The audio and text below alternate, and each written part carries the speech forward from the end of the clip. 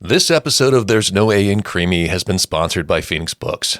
Every click has a cost. In the time it takes to hear this, Vermonters will send over $1,000 to Amazon, a company built on exploiting workers and squeezing small businesses. In times like these, our sponsor Phoenix Books wants to remind Vermonters to support Main Street over Wall Street this holiday season. Shop local. Shop your values. We're really at a choice point where we need to make different policy decisions to make sure that everyday Vermonters can survive through this federal administration. Since the fall of Roe v. Wade and the Dobbs decision, we have seen patients from 32 states here in Vermont. Right now in this country, about 1 in 3 individuals can't access abortion in their state. Hello, Vermont. I'm Andy Julo. And I'm Joanna Grossman. And this is There's No A in Creamy. Vermont politics, culture, and beyond. Thanks for joining us.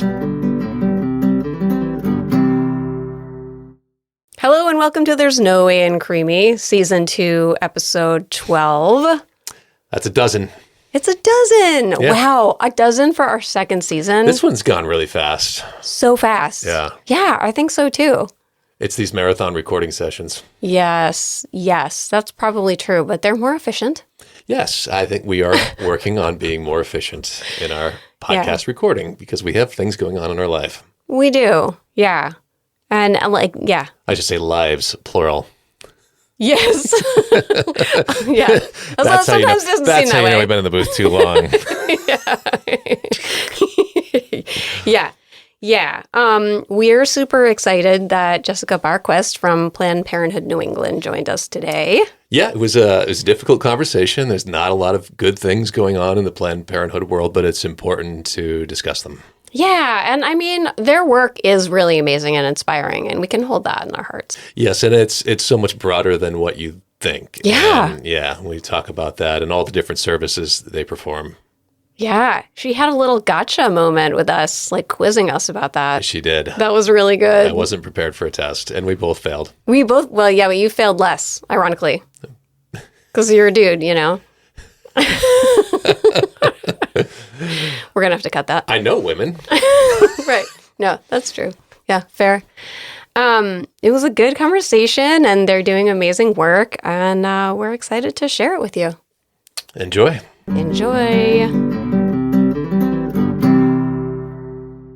Hello and welcome to There's No A in Creamy. Jessica Barquist, thanks for joining us. Hi, thanks for having me. Yeah, absolutely. We're here to talk to you about Repro and Planned Parenthood New England. And do you want to tell us a little about your role? Yeah, sure. So I am the VP of Public Affairs for both Planned Parenthood of Northern New England and the Planned Parenthood Vermont Action Fund. So Planned Parenthood of Northern New England is our health centers. That's where folks go in to get care at one of the 6 centers across the state or through telehealth. And then the Vermont Action Fund is our advocacy and political arm of Planned Parenthood. So that's where we do most of our lobbying and fighting for reproductive rights in the state. So what do Vermonters need to know about the risks to reproductive rights right now? We'll start with the hard question. Yeah. Just diving right in. Just go right into it. Great. And they'll get progressively easier. Rip that Band-Aid right off. Exactly. I want to add some framing around that because, I mean, we have reproductive rights enshrined in our state constitution here. And so I feel like I want to make sure that we know what we need to know, that we're not too complacent, Yeah, for sure. For sure. That is definitely a thing here in Vermont. So starting with the good, we have amazing reproductive rights laws here in the state. We have reproductive liberty enshrined into our Constitution. That happened in 2020 with over 70% of the vote across the state. So Vermonters, by and large, really support reproductive rights. And we also have a bunch of laws in our state around shielding providers and patients, around legally protected health care. So that includes not just abortion and reproductive health care, but also gender-affirming care. So really strong laws. We were the first in the nation to enshrine it into our Constitution. We were one of the first in the nation to do shield laws, and we've continued to adapt those shield laws as things have come out. So because we were the first, there were things that we missed or didn't get right. And so we've gone back a few times now and updated our shield laws. So we have some of the strongest shield laws in the nation as well. So there's a lot for Vermonters to be really proud about with our reproductive freedoms in the state. That said, federal law always supersedes state law. I used to say it trumps state law, and I've had to change how I talk about it. The word is out. But it's true. So federal law, whether it is an executive order or it's coming from Congress, that supersedes state law, even state constitution. So when we look at things that are happening federally, if there were to be federal laws enacted that restrict rights, that would also impact us, even though we have constitutional amendments. The constitutional amendment gives us, what it does is it gives us a little bit of wiggle room in terms of fighting back against those. So it gives our attorney general more standing to say this federal law violates our state constitution. But that being said, what we're seeing federally is that they're not necessarily restricting our rights. They're really trying through different avenues to restrict care without having to do that, because they know that restricting rights is just deeply unpopular, not just here in Vermont, but really across the country. So they are hitting it through financials, right, with the HR1 or the One Big Beautiful Bill, they're calling it, right? We've been going across the state with a few other organizations, and we've been calling it a big, beautiful tour of a big, ugly bill. Because it's a truly horrific bill, and so much of it is just cruel and is going to impact Vermonters so much, including in our repro rights, right? Like one of the first things that went into effect in that bill was a defund of Planned Parenthood, which meant that we weren't removed from the Medicaid program, but we weren't able to get reimbursed for care provided to Medicaid patients. So PP&E continued to see patients who are on Medicaid, which is about 30% of our patient mix, but weren't able to submit for reimbursements for that. Wow. So does that mean that so it's 30% of your patient load, and then does that mean that you guys eat the cost, or they have to figure out a payment plan? I mean, that's a really difficult situation. Yeah. So again, really lucky to be in Vermont, which is where we started. I went a little on a tangent there with that. But, we've been working with the state of Vermont to change that, the system so that we can get funded with only state dollars instead of the typical mix, which is state and federal. Can I just ask a follow-up to that? I mean, you have employees that are Vermonters as well, as you have patients that come from states that are red states that have outlawed abortion at this point. I mean, what exposure do you Vermonters who work in these facilities potentially have from laws that in other states? Oh, yeah. So that's a really good question. So right now in this country, about 1 in 3 individuals can't access abortion in their state. And so about 1 in 5 patients of abortion care are traveling out of state to get that care. And we're seeing that for sure in our state, like since the fall of Roe v. Wade and the Dobbs decision, we have seen patients from 32 states here in Vermont. Wow. Yeah. So typically PP&E primarily serves Vermonters, right? It's still, when we look at our abortion patients, it's still 76% are in-state Vermonters. But, about 25% are coming from out of state. So that is real. Folks are traveling, and about 3% of our patients travel over 300 miles to come get abortion care at PP&E. Wow. So, I mean, now I'm really curious, along the lines of Andy's question, I mean, what kind of legal defense resources do you guys need to maintain your work and support? Yeah, so that's where the shield laws come into effect, right? So we have shield laws that protect providers and patients of gender-affirming care and abortion care in the state. So as long as they are providing care that is legal within the state under their licenses, they are protected by Vermont state law. And this past legislative session, we added to that a reciprocity clause so that if you are a provider in another state providing care that is legal in that state and you come to Vermont because you vacation or you have family here, that Vermont will also protect you while you are in that state. So Wow. That was one of the first, we were the first state to do it that way. Other states have done it through like interstate compacts with like specific states, but Vermont really just said, no, any provider who is providing legally protected care ought to feel safe in our state. We always talk about how, Vermont is our refuge and we have to protect it. And that is such a case in point. Yeah. Yeah. And that was one of those things that pretty much everyone in the legislature was like, of course that makes sense, right? Like, this issue can be very divisive on party lines. And I think this is one of those places where Vermonters are like, we have to protect our healthcare providers. Yeah, absolutely. Yeah. Well, ideally, people wouldn't know who is going to their doctor, but we do still have some exposure through geofencing. We don't have a comprehensive data privacy law in the state of Vermont. What concerns do you have there, and what loopholes do we need to close so that it isn't obvious who's going to your clinics? Oh, yeah. So data privacy is a big one, and it's complicated, right? So geofencing, what that refers to is anybody anywhere on a computer can kind of draw on a map around a health center, and any person who goes in with a device, so your cell phone in your pocket, your iPad, whatever you might have on you, once it goes through that fence line that they've drawn, they can ping you and know that it was you.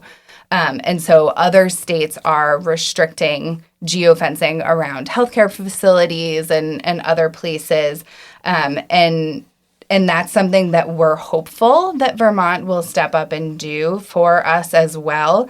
That part of the bill wasn't controversial, but it got wrapped up into a larger data privacy bill that has had ongoing discussions. One of the things you said was that, it's easy in Vermont to forget about repro rights, right? Because checked that box. We did it. We're so proud of what we've done in this state. And even before I got this job, I was like, woohoo, finally, one of the things that we don't have to worry about anymore. And because of everything happening federally, I think that that's been an awakening maybe for Vermonters, right? And so we've definitely seen a lot more Vermonters paying attention and reaching out. How can we support? How can we get involved again? It's really heartwarming to do this work in a space where we thought we did everything we could, and now we're finding out that maybe we didn't, or maybe there's just no matter what we do, it's still going to be a fight. And for people to show back up and put those boots back on and say how can we help? How can we donate? How can we volunteer? So another notch on Vermont. Yeah. Because people are doing it and they're coming out again. Yeah. What should Vermonters be on the lookout for in terms of activism around repro and gender-affirming care? What should we be ready for, and what should we be standing up for? Yeah. I think a lot of it is watching what's happening federally and paying attention and making sure that you're out there on rally days and having your voice be heard, right? Gender-affirming care is going to be a big one coming up. That does seem to be something that federally is being attacked more. Part of me thinks it's because they know how deeply unpopular it is to attack abortion and how strongly and swiftly folks fought back on that. And we're not seeing that as much with gender-affirming care. Right. And so it's really our duty to rally and say, yes, these restrictions might affect a small population of our communities, but that's our community. Yeah. And we're all going to rally around it, right? And so we're definitely seeing that with gender-affirming care. Federally, they're starting to restrict it. But also right here in New England, New Hampshire just passed a ban on gender-affirming care for minors that's going to go into effect in January. And so that means that more folks are going to have to travel more to get access to essential life-saving care that they need. Yeah. Yeah, as a mom of a queer teen, I really appreciate you guys being out in front on that. So a lot of concern at the federal level. Here at the state level, what concerns are you thinking about? What's on your list for the upcoming session in 26? I think it's mostly funding related. Yeah. Right? Like Vermont is in a really tricky situation right now where so many federal dollars are being removed from the state, and the state just doesn't have the rainy day funds to backfill everything that they're going to miss. The federal dollars are such a significant part of the Vermont budget that it's going to be really challenging. We're seeing that play out right now with the SNAP cuts. And how is Vermont going to ensure that everyone can put food on their tables, right? And so all of these issues are so interconnected, right? They're taking away healthcare, they're taking away food, they're taking away all of these basic needs. And so we're really trying to work in partnership with our other organizations to elevate these issues and also advocate for a holistic approach, right? Because I think sometimes that the budget process that we go through in the state, and in any state, it's no fault of Vermont's, but the budget process tends to pit advocates and issues against one another. Like, we only have so much pie, who gets a slice? Yeah. Right. And the reality is that everyone needs a slice in order for Vermont to thrive. And so we really have to step back, I think, as advocacy organizations and come together. And Vermonters, right? We need every Vermonter to really step up and be a part of this process, because it's gonna need some loud voices to make it happen, right? And the reality is we need more pie. Yeah. And so we have to look holistically at how can we do that in a way that makes sure that Vermonters keep access to their health insurance and their food and their heating benefits and all of these things that are so essential. So. Yeah. I don't think it's going to be an easy session, and I think that that it is very important that our legislature pass a budget that works for all Vermonters. Yeah. And whether or not that gets vetoed by the governor, it should be on the governor, right? But I think Vermonters need to do the advocacy work and contact their legislators and hold their legislators accountable for passing the best budget possible, which may mean increasing revenue, which almost certainly will mean that, right? Because we just don't have the funds in order to be able to do these things. I love that you said that we need more pie, because I think that's true. And I'm kind of obsessed with this idea that, so your organization is one of a slew of important organizations in the state that's losing federal funds, right? And that happens in all sectors, and nonprofit and small businesses who get a ton of grants, and then our state agencies as well. And one of the ways to have more pie is for folks to send less of their taxable revenue out of state and to be, supporting Vermont businesses that generate more revenue, and then we can tax that. And that's kind of like the thing I keep thinking about is there's lots of ways to raise revenue, and we can all be a part of that and how we shop. Totally. And there are so many Vermonters who are about to get major federal tax breaks as a result of this one big, beautiful bill. And so, there's an opportunity there. People won't be, it won't be a loss for those Vermonters if they were going to pay it in taxes anyway. So I think there's ways that we can get really creative about it. There are certainly other choices that we make regarding taxing second homeowners and different things that, they are policy decisions that we make as a state. And I think we're really at a choice point where we need to make different policy decisions to make sure that everyday Vermonters can survive through this federal administration. I like how you use the word holistic, because I got to imagine it is all connected. People go to their healthcare provider, and you may end up making a referral to 3 Squares, to heating assistance, to substance abuse. All of these organizations are at the State House advocating individually for their separate pots, but it's not all separate. It is all connected.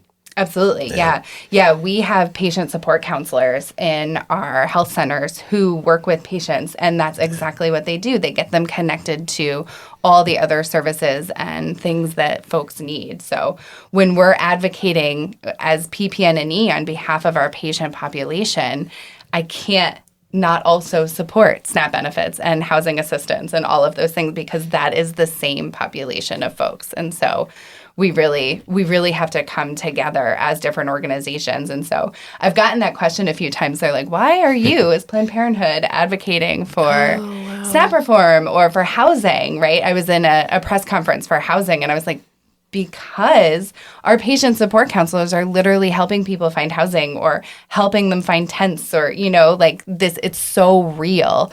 And we're all in this together. And we have a very broad vision of a Vermont that thrives, even though our little piece of the pie is repro rights. But at its very core, it's the ability to make choices about your own body and your own life, right?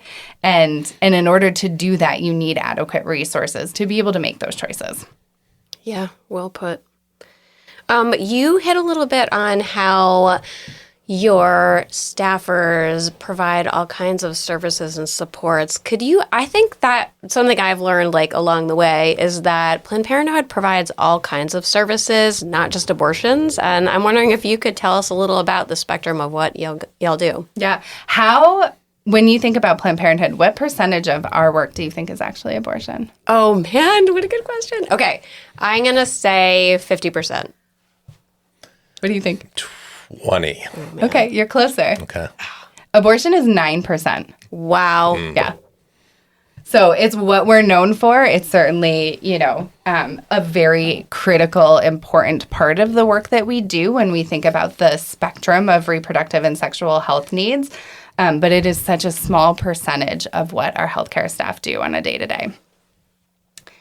So, our Planned Parenthood of Northern New England has some of the most incredible healthcare staff, and I always feel so proud to get to represent them.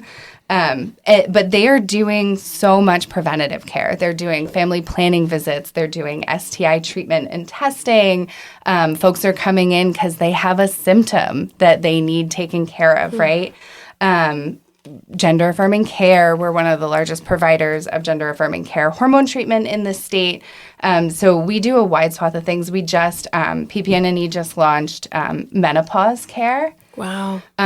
Because we have been working with reproductive hormones for so long, right? And we've heard from so many folks that they don't get the menopause care that they need. They don't get heard or believed, that's so common, right? Yeah.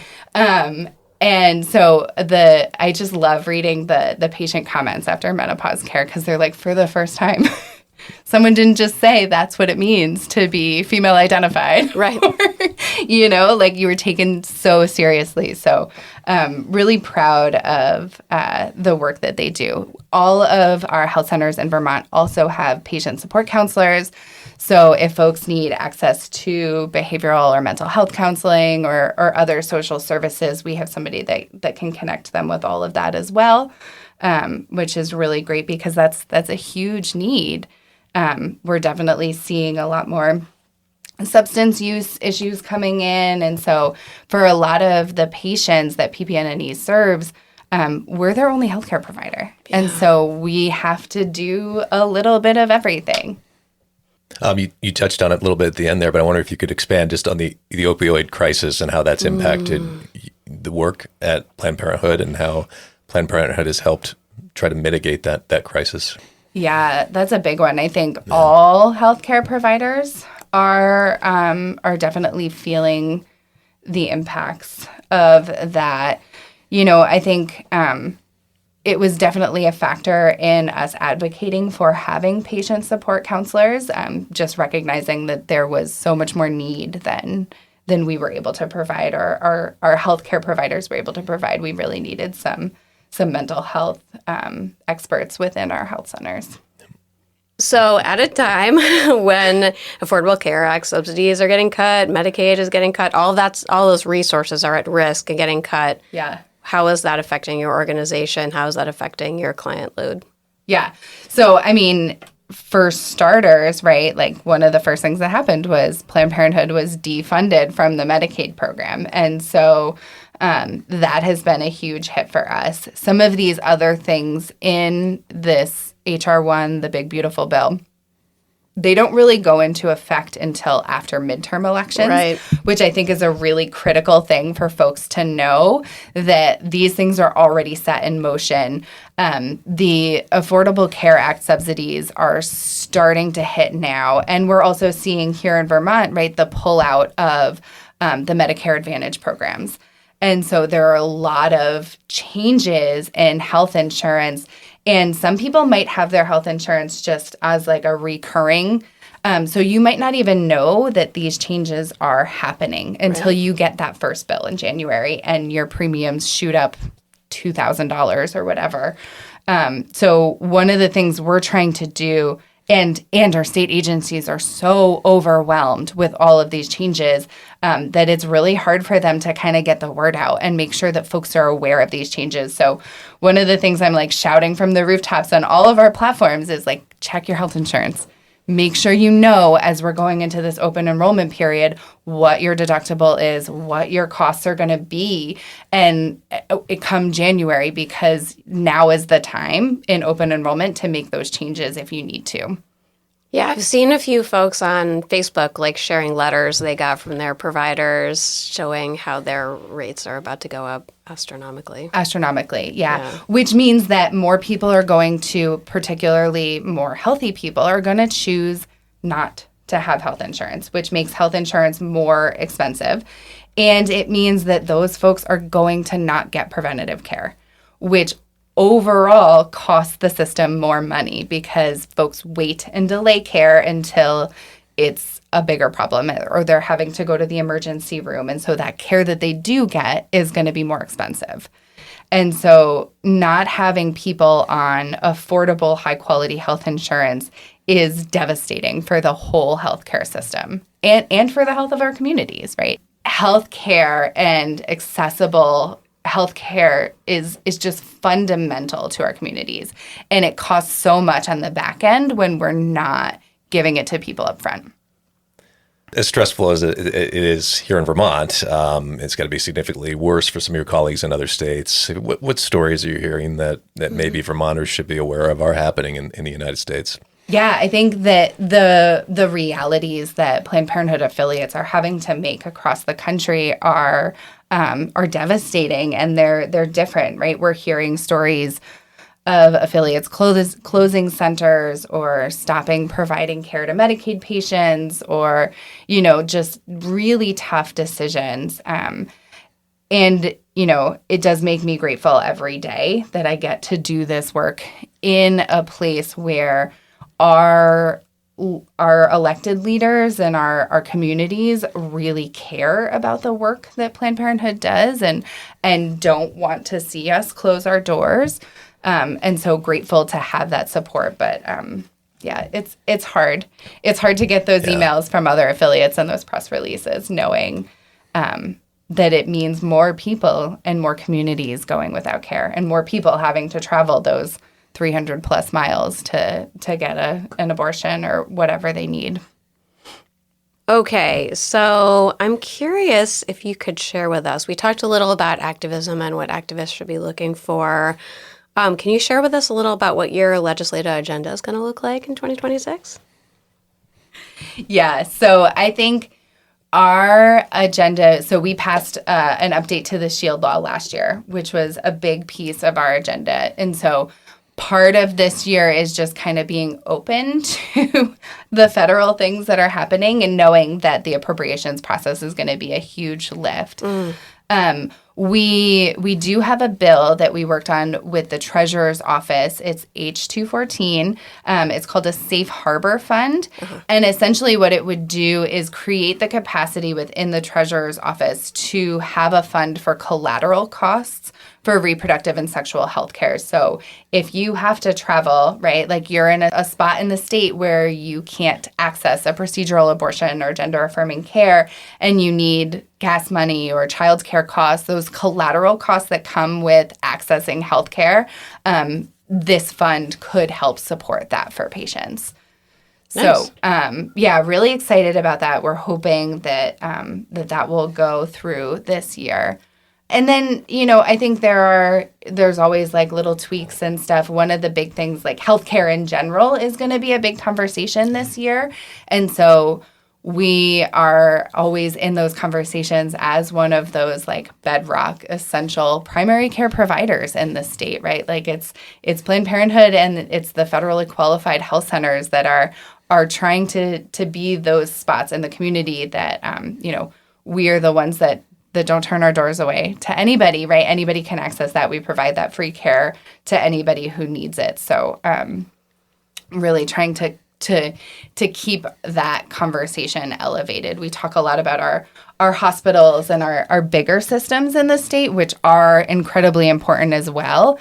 And also, like, that community primary care is so essential. So as we come upon 2026, we're big advocates of support your local candidates, but this is largely a federal issue at this point.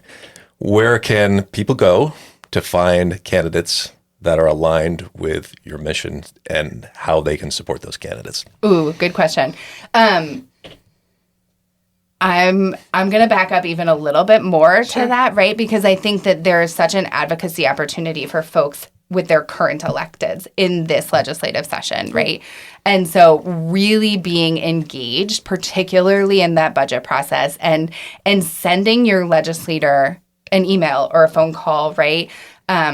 It is so, so critical. I've heard from so many legislators who are like, I got 5 phone calls on this. Like, I can't back down on my position. Or I got 5 phone calls on this and it really changed my position. And so Vermonters have such access to their legislators in a way that most states don't. And now is the time. We really need to use it. And we need to make sure that your legislators are passing the budget that Vermonters need. And that could just be that support, that like, thank you for voting the right way, like keep it up kind of a thing, because they're going to need that when the pressure is on them from others to maybe change their vote on party lines or from administrative choice, right? So there's a lot of advocacy opportunity before we even get to election time. Yeah, I'm actually surprised to hear that 5 calls was enough to change some legislators' minds. It really doesn't take much in Vermont. It doesn't. That's great. And, legislators really only hear from people when they're really mad. Yeah. And so getting those calls of like, I love what you're doing, keeping it up, can sometimes be enough to like shore somebody up to continue doing the good work. Yeah. Okay, I didn't want to cut you off from the rest of that answer, but yeah. No, and then like when we get to elections, right, we also, I mentioned 2 of our organizations, but we also run the Vermont Action Fund Independent Expenditure PAC. So we will we'll do candidate questionnaires, we'll do endorsements. A lot of advocacy organizations across the state do legislative scorecards and endorsements, and I think that in this climate, it's going to be really important for folks to pay attention to that. Who are the advocates saying are the champions on these issues? Who do we need in that state house to really get the work we need done? Yeah. I mean, also plugging, right? Now's a good time to run for office. Absolutely. And start thinking about running for office. And so we work with a lot of different organizations. I know you already talked to Justin about it. But getting people trained up to be more engaged, like the time is now. We need folks to be engaged. And it's it can seem really daunting, but like with those 5 phone calls, right? Yeah. Like it actually doesn't take a lot in Vermont. And so if it's something you're considering, like get some more information, sign up for training, get more involved, because we need everybody at the table. I'm so happy. I mean, Andy and I probably talk about that every episode, but this should be no exception. And like, I totally agree. Like, people should run. Like, I'm so, in my role as county chair, I've really tried to cultivate like new, like younger voices getting involved in the party. And I've got all these like new young town chairs and county delegates like stepping in, and I'm like, everybody should run for office. Like, I really feel like that. And I'm totally comfortable with a competitive primary. I'd love to see people just getting a foothold. Yeah. So thanks for flagging that. And I'm so happy. We had some young people at Grand Isle County's reorganization last night. It was great. Yeah. I can't wait to hear about that. I haven't even gotten to That's hear uplifting about that to see yet. young people starting to participate in this process. And it's a bit of an uphill battle right now if you're younger, but it's worth it to run. It comes with its heartache sometimes. Yes. But there's a lot of plus side too. Yeah, and I actually think repro has been a real foothold issue for a lot of younger activists who really felt like, I can really say that before I did Vermont work, I worked for Indivisible back when like nobody in Vermont knew what Indivisible was. And, I saw a lot of like my colleagues were like young folks who felt like, oh my God, like my rights are at risk. And they started to get involved. So like, the movement that you guys really kind of started has built the movement, I think you guys can really put a feather in your cap for that. Yeah, it was definitely my first advocacy organization. Yeah, when I was in college during the Bush administration. My gosh, remember how bad we all thought it was? Yes, so real. But my first ever advocacy action was going down to DC for a women's march around repro, and like it was so empowering. I didn't get into politics like professionally for many years after that, but it was such an impactful moment for me in my personal development for sure.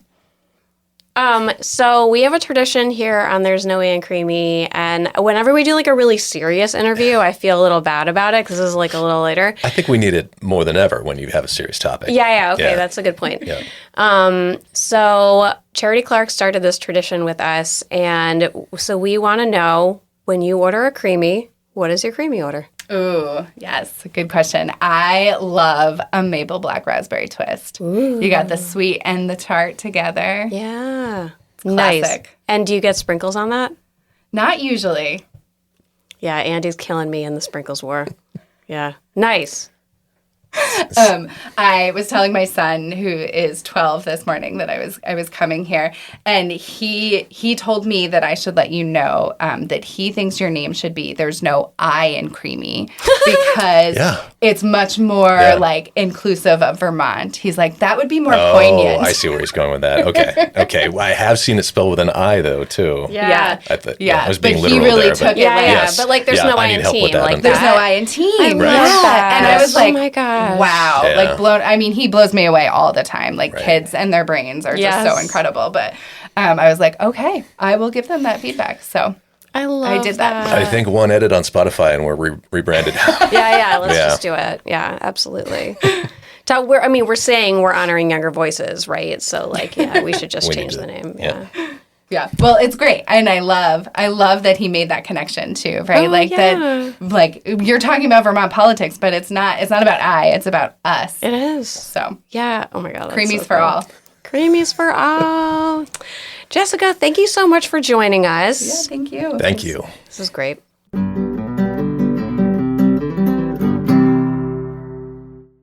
Well, that brings us to the end of this episode. Thank you all for listening. Follow us between episodes for the latest updates on our socials at There's No A in Creamy on Instagram, Substack, and Blue Sky.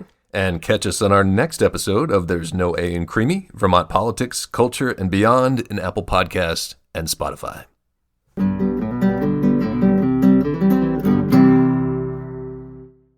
3 episodes in one day is a lot. Hello and welcome to There's No... Oh my gosh. Okay, all right. Like I can't look at you for this, apparently. Look down. Hello and welcome to There's No A in Creamy, Season 2 episode. Oh, shit. I had it. Okay.